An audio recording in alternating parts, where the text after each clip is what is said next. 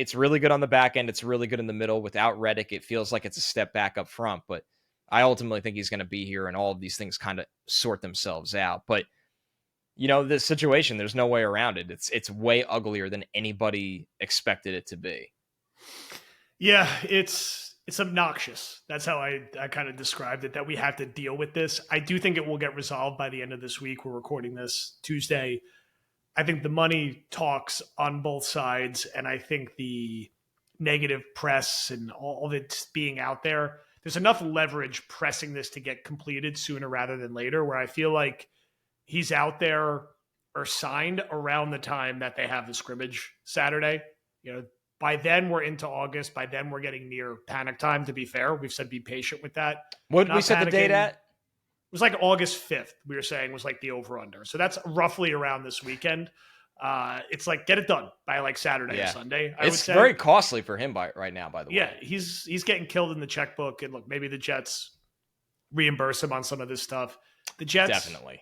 You're in the all-in window. Like, I don't agree with the sentiment. Like, well, he gave us his word. We'll find a way to make it work without him. It's like, this is the NFL. This is a business. Like, we don't know what happened behind the scenes. I do know the Jets need to have the best roster possible in the 2-year window. They have one of the 10 best quarterbacks in the league, which is a once-a-century anomaly for them. They have the money. We talked it through with Jason. There's a million different ways to map it out. Like, they can do this without destroying their future cap. Do the Band-Aid contract. Find a way to get him, around that $20 million a year over 2 years, and have the money stop after that. Like, this has been built in such a weird way and in such a win-now window. You don't have time to be sort of high and mighty and measured. You just got to get this done because you need a guy who gets 10 sacks every year. The Jets in our lifetime have never had a player who's had 10 sacks 4 years in a row. Like, not even close. Abraham never did that. Ellis never did it. Wilkerson never did it. Quinnen's never done that. Like, this is a different thing that we just haven't had here. And if you get 2 more years of 11 sacks without like batting an eyelash, they need that on this team. So, like, get it done. What is like, how much longer until this gets done? Right. Although it's weird to me, there's definitely some concerning trends, I think, with the Jets that are the Reddick aspect is just a microcosm of the macro. And what I mean by that is how we got here, which we've discussed, but I think it reaching this boiling point warrants a rediscussion. They had Bryce Huff, right? Who, let's be honest, Bryce Huff is in no way the player that Haason Reddick has been. That's not fair to really anybody. There's not a lot of guys you could say that about. What Bryce Huff does have going for him is that he had a lot of success in your system that is stable right now. The system is in place. And that Bryce Huff was turning 26 this offseason, coming off of a double-digit sack season. Okay, so 25-year-old season, he had a double-digit sack season. When you look at Reddick's career trajectory, Reddick right now is 29. He turns 30 the third week of September. To be fair, Reddick had his first double-digit sack season as a 26-year-old, right? And then he ripped off 4 double-digit sack seasons in a row up until the year we're going into right now. So there's not a world where Bryce Huff doesn't do that. Is it likely? Probably not, but he's on the trajectory. So you didn't want to pay Bryce Huff, right? And the argument from the Jets, from Saleh, always seemed to be that he needed to be an every down player, which I never agreed with anyway, because the defense isn't built to be that way. Haason Reddick, I don't think is this every down. He's 6'1", 240 pounds. He's going to be out there a lot, but the deficiencies in the run game are still going to pop up once in a while. He's just a sack artist, which is awesome. That's worth it.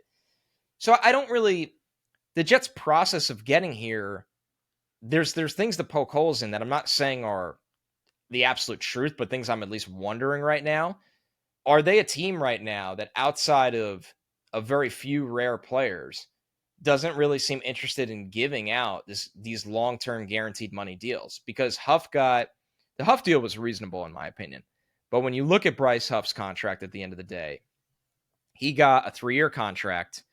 And how much guaranteed money was ultimately in it? $34 million was fully guaranteed of the 51.1.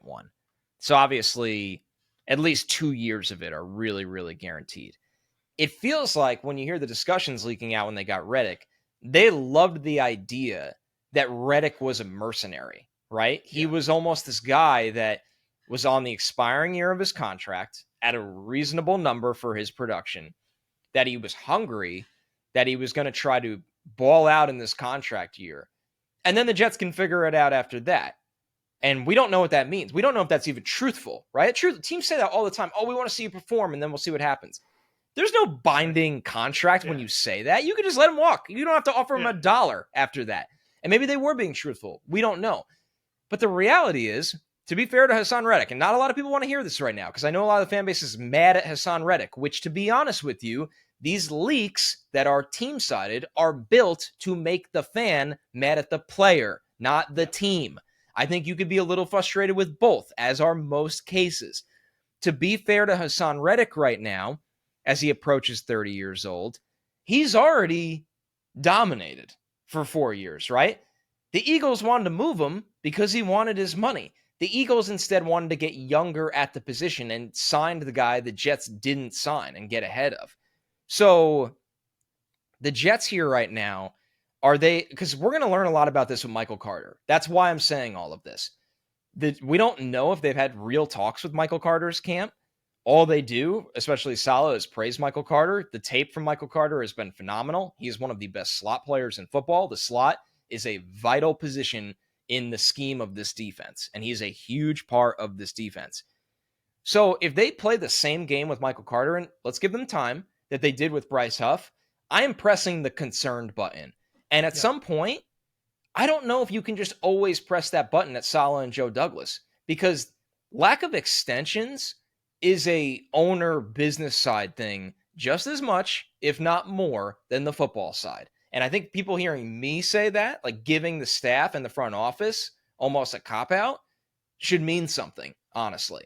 So let's see where it goes. But they didn't seem interested in paying Reddick, which, once again, microcosm of the macro. This is an overreaction to the Reddick situation. This is a reaction to what's going on with the Jets right now. Because besides Michael Carter, Garrett Wilson, Sauce Gardner, Jermaine Johnson, Breece Hall, maybe AVT, we have a lot of these coming up. And the checkbook has to be open to retain your talent. And if you open the checkbook earlier than later, more often than not, it saves you money in the long term. But for some reason, the Jets are not interested. They were even the last one to get their franchise D lineman signed in Quinn Williams. We say it all the time. Everybody else already wrote out the deal for them. There's 4 guys that got paid. And it was like, okay, the deal's already written out. So, I mean, this is something I'm seriously watching. And all the good vibes around the Jets and a big win now window, like, you can kind of put on the back